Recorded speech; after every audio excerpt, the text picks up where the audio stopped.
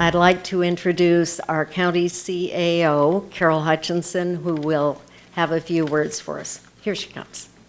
Hi, everyone. Thanks, Melissa. Thanks for a moment of tonight's agenda. I'm so thrilled to see the slogan up here. We've seen that a lot throughout all of the disasters here in Lake County. I don't think it's a slogan for us at all, though. It's really become our way of life. And so much of what Melissa said is true about the strength of our people. The wildfires that have impacted our county are truly unprecedented. They have an incredible impact on everything here. Local government plays a significant role in the long-term recovery effort, but there are also many, many needs that go far beyond the mission and capacity of government. And I continue to be amazed, actually through the last 4 wildfire seasons, I'm amazed about Lake County's ability to come together as one community in times of great trial. Since 2008, Lake County has faced a series of unprecedented challenges, not just the wildfires. Few places were hit harder by the Great Recession, and the effects of that still linger here. Like many other small counties, before the string of disasters began, we still hadn't rebounded from the Great Recession. And now, with the losses that have come with all of the disasters, our property tax revenues remain at about 80% of pre-recession revenues. Property tax values are a major driver of county services. In particular, law enforcement is funded with about 51% of those total revenues that are way off the mark.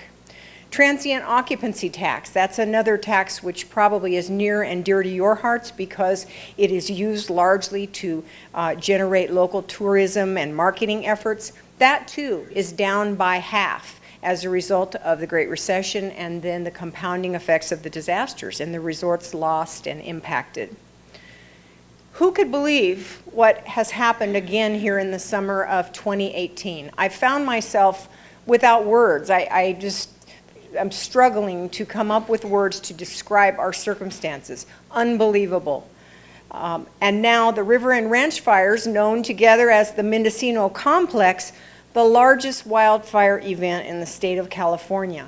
Each time one of these happens, it's going back to the Rocky. I remember the Rocky. We lost 50 homes in the Rocky, and we thought it was the worst thing we could ever have dealt with, far exceeded our capacities. And here we are about 2,000 homes later and still not gaining ground on this wildfire crisis that keeps hitting us. So that largest event that hit us just weeks ago struck a community that is obviously already struggling. The amount of stress and anxiety impacting our communities, impacting us, is unparalleled. The PTSD that arises up in our people every time they hear a siren or get a nixle on their cell phone, it's unbelievable. There I go with that word. The repeated disasters that began in the summer of 2015 have destroyed nearly 1,950 local homes. That is about 5.5% of Lake County's total housing stock. To lend some perspective with that, our housing stock loss is more than twice the per capita losses sustained in the horrific North Bay firestorm of 2017 in Sonoma County, where they lost 2.5% of their housing stock. So in Lake County, we've lost twice the housing stock compared to Sonoma, and Sonoma is a county that has many more resources with to rebound and recover. Our property tax base, which I mentioned earlier, and a number of other revenue sources have been decimated. And one solution that we attempted to make possible, which I think is of particular interest to this group, is support for the creation of a local tourism improvement district. Many of you probably remember that back in April we hosted a tourism stakeholder meeting, and it was focused on finding solutions for better marketing and tourism promotion activities. Absent a stable funding source, this particular year we used some of our very limited marketing funds in the county to launch what we all have hoped would lead to better outcomes for local tourism. If passed, the Tourism Improvement District would lead to an assessment that would be added to local lodging, each night's stay, and the funds collected would be administered by a board comprised of local stakeholders. To us, this sounds like a win-win. It puts the decision-making about how to spend tourism promotion dollars in the hands of a board that knows that field best.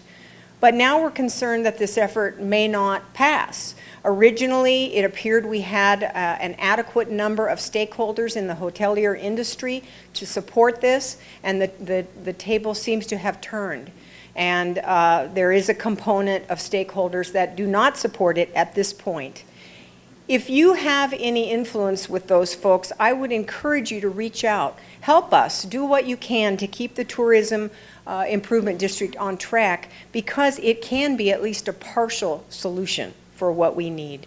So help us try to find a way to make it work, even if that means some form of compromise.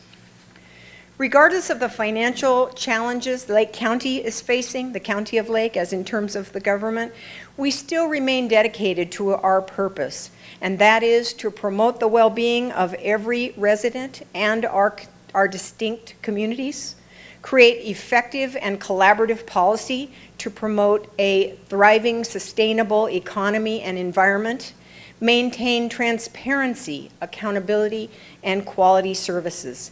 These principles guide every step we take as we do our work. And no matter the challenges we face, we stand with and for Lake County. With the energy that is brought to a room like this tonight, together we can reimagine what is possible here in Lake County. Together we can build a brighter future here. Thanks again.